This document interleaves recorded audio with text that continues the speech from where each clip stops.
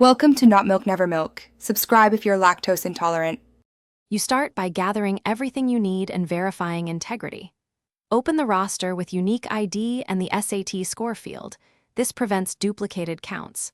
Once done, make a quick backup copy so you can revert if something breaks. You should also note the column names and formats, score as integer, missing as blank or NA, because consistent formatting makes counting reliable. Make sure to record the date range if you only want a subset of test administrations.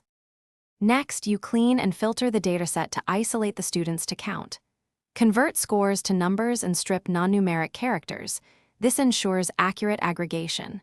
Then apply filters by test date, grade, or cohort so you count the right group. Remove duplicate ID and flag absent or incomplete tests so they do not inflate your totals. Once filtering is stable, preview a small sample to confirm the logic before you run full counts or create group breakdowns. Finally, you perform the actual count and verify accuracy. Use countifs, pivot tables, or a group by aggregation to tally students by exact SAT score or by defined ranges. This gives you both totals and distributions. After getting results, cross-check against the original roster and a few sample rows to catch logic errors.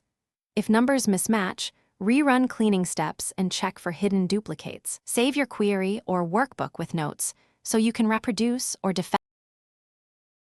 Thanks for watching. If this was helpful, leave a like and consider subscribing. See you next time.